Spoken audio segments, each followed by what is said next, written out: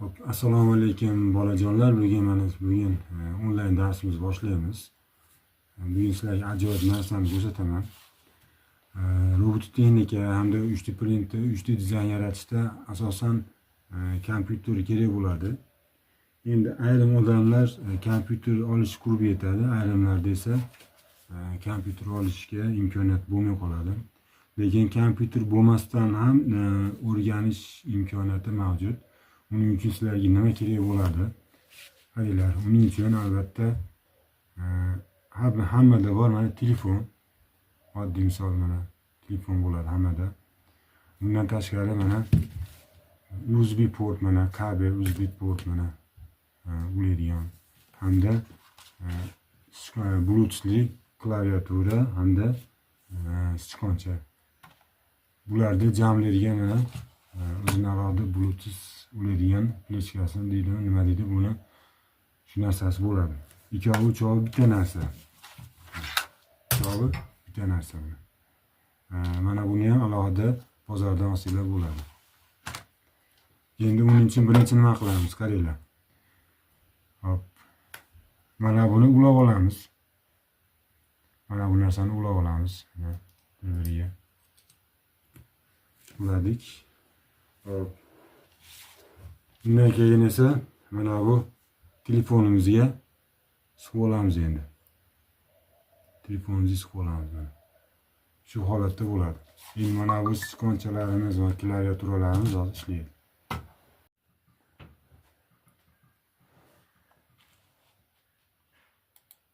Mana ko'ryapsizlar, hozir buni asosiy ekranga tushirib oldim. Endi nima qilamiz? Mana ko'ryapsizlar, men sichqonchada bajaryapman. Hali klaviaturani ishlatganim yo'qman hali.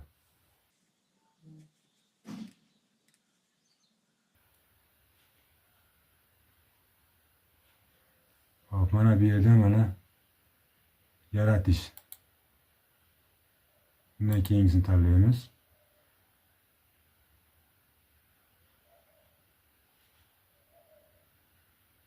Albatta planshetlar bo'lsa yana ham yaxshi bo'ladi.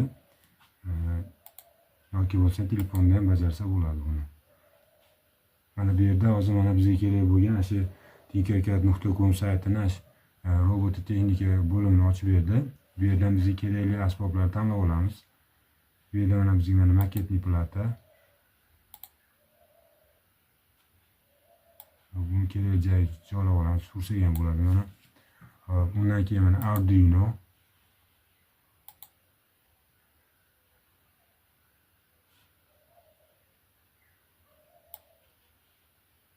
Mana ko'ryapsizlar, surib oldik.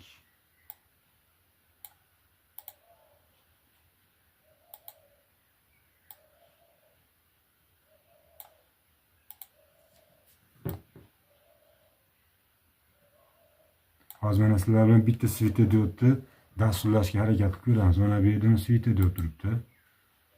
Buni maketli plataga o'rnatamiz. Hop, endi bizga asboblar uskunasi kerak emas, buni yashirib qo'ysak bo'ladi.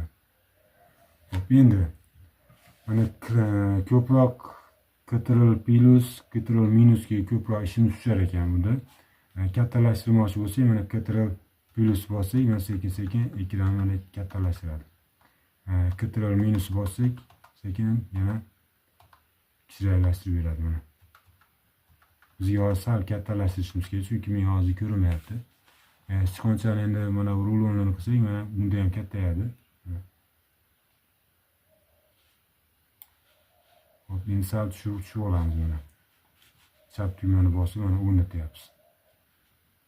O'zimga qulayroq holat keltirib olaman. Chunki mengacha ko'rinishi uzoqroq bo'lib qolyapti. Hop, endi svetodiodimizni sal yaqinroq joyga joylashtiramiz.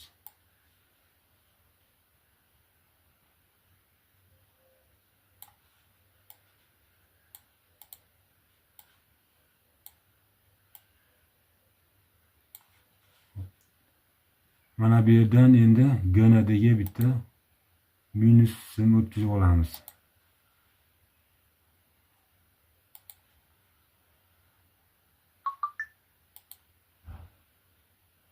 Mana bu yerda eng chekkada turibdi mana.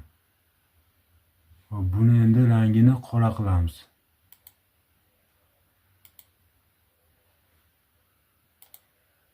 Hop, sal bu yoqqa ekran surdik mana. Hop, keyingisi esa plus oyoqchasini ulaymiz.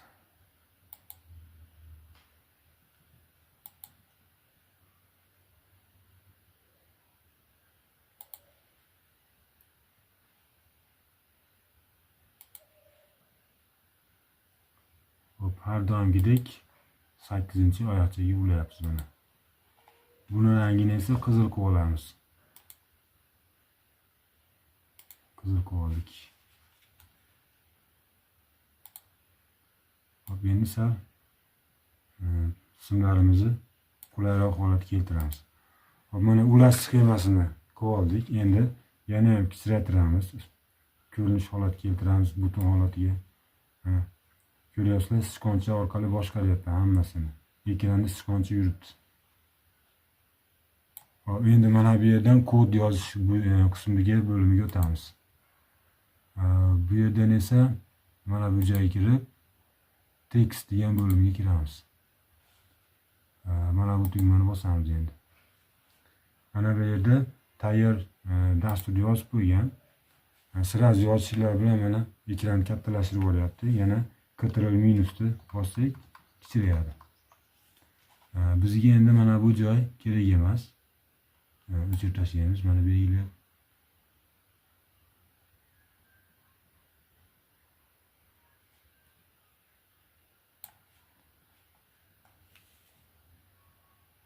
mana bu delete'ni ezamiz. O'chirildi. Yana kichraytiramiz. Endi 8 yozamiz. Mana bu yerga 8 yozildi. Hop. Sal mana. Endi mana buni bossak, mana ruler mana barabarni bosib, u yoqdan bu yoqqa tepaga pastga o'tishar ekan. Yana ham kichraytiramiz.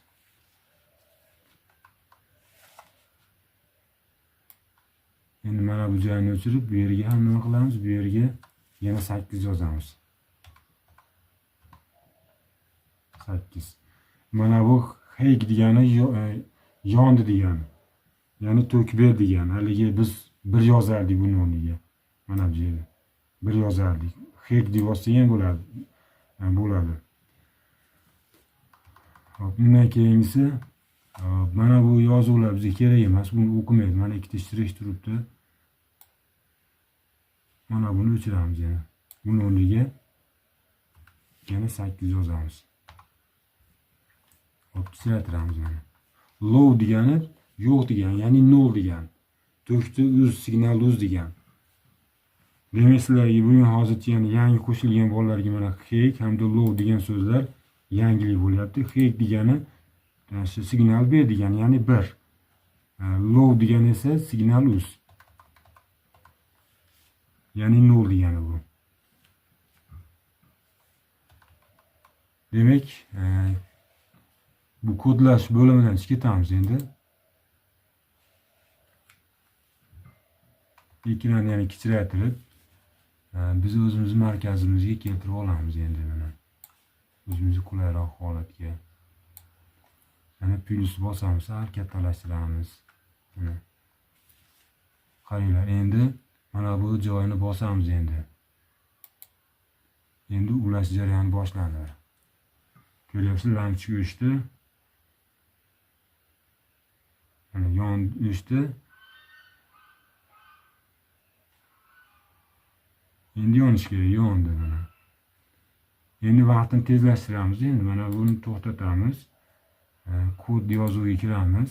Kirganimizdan keyin endi yana yozuvni kattalashtiramiz o'zimizga. O'zimizga qulay holatga. Yarim sekund qilamiz.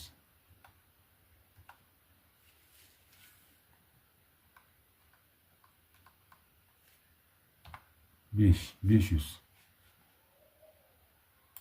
Mana buni ham mana sal kichraytirib, to'g'risi Ctrl minus bilan plusga juda ko'p ishlar tushar ekan unda. Lekin qisqa bo'ladi.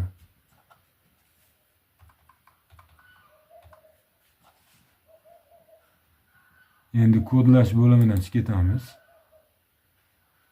Start tugmasini bosamiz mana. Yana ham kichraytiramiz mana.